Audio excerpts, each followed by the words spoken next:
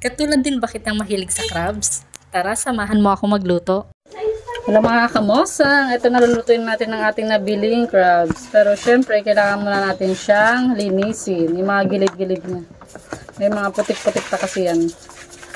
700 pesos nga pala ang kilo nito at may timbang ito na 1.8 kilos. So nagkakahalaga siya ng, sige ikaw na bahala mag-compute. Basta binigay na lang sa atin ito ni ate ng 1.2. Hindi ka nalugi kasi mura na yung per kilo niya. Ayan, at tapos na tayo maglinis. Ayan nga pala yung pamangkin kong mahilig din sa crabs. Ayan, ready na ang ating crabs. Meron na tayong butter, garlic, lemon, chili powder, mais. Ayan, ready na rin ang ating Sprite para pampasarap. Tara, lutuin na natin. Ito ang version ko ng aking garlic butter crabs with Sprite. Samahan nyo ako magluto. So, syempre, butter ang una nating ilalagay sa kawa.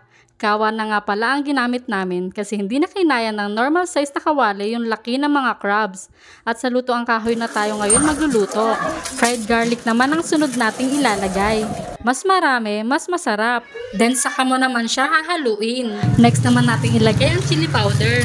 Choice mo kung maglalagay ka neto. Mahilig kasi kami sa maanghang kaya mas masarap kung may sipa. Literal na sipa. Gusto mo? Char! Haluin natin ng maigi para even yung anghang bago natin ilagay yung crabs.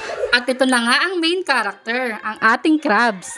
Para sa akin ay mura na ito kasi dati kapag nabili kami ng crabs na nagkakahalaga ng 1K, nasa 3 piraso lang. Pero puros babae naman. Mas malalaman kasi kapag babae. Itong nabili namin ay halo-halo. May ube, leche flan, langka, ay charis. Halo na yung babae, lalaki at meron ding bakla. Kaya mas mura ang presyuhan. Pero umabot naman siya ng 8 piraso kaya caring-carry na. Ito na, ilalagay na natin ang sekreto ng aking recipe. Ang Sprite. Kalahating bottle lang pala ang ilalagay natin. At ito naman ay isa ko pang pamangkin na masipag maglagay ng kahoy kapag nakikita niya ng walang apoy. Ayan, at nag-ibang anyo na yung pa-main character. Next naman natin ilalagay yung lemon. Pambalanse sa nakaka-high blood na hamon ng buhay. Cherries! Alam mo naman natin na nakaka-high blood ang crabs. Kaya ihahalo na natin dito ang lemon. Ayos! Ayan, at babaliktarin na natin para maluto naman yung kabilang side. Habang binabaliktad ko nga ay nakita kong lumabas na yung taba. Wow! Sarap! Sinabihan ko pa nga yung asawa ko, uy, yung laway mo baka tumutulo na. Siya kasi yung nagbibideo. O, diba? Napaka-supportive. I love you! Wow! Ang lande!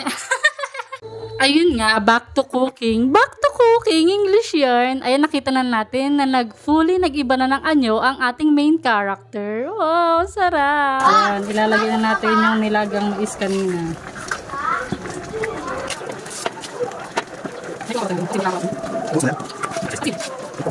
Lagyan na natin ng konting asin para may lasa. Ayun nga, habang nagluluto ako dyan, ay nakabantay nga pala yung iba kong pamangkin. Nagsasalita nga sila ng Pangasinan word. Ang sabi samit, na ang ibig sabihin sa Tagalog ay masarap. At kabalog, na ibig sabihin ay malalaki. Yun lang, na-share ko lang. Ito na nga at malapit na tayong matapos. Try mo na din itong version ko ng garlic butter crabs with Sprite. Baka pumasok sa panlasa mo. Ito talaga ang all-time fave food ko. Yayamanin yun. Nag-crave ako dito kaya napabili tayo kahit meron itong kamahalan. Minsan lang naman kaya why not i-give natin sa self natin. After all the hard work, deserve din natin i-treat ang sarili natin. Sinama ko na din ang family ko sa cravings ko. Thank you for watching, kamosang!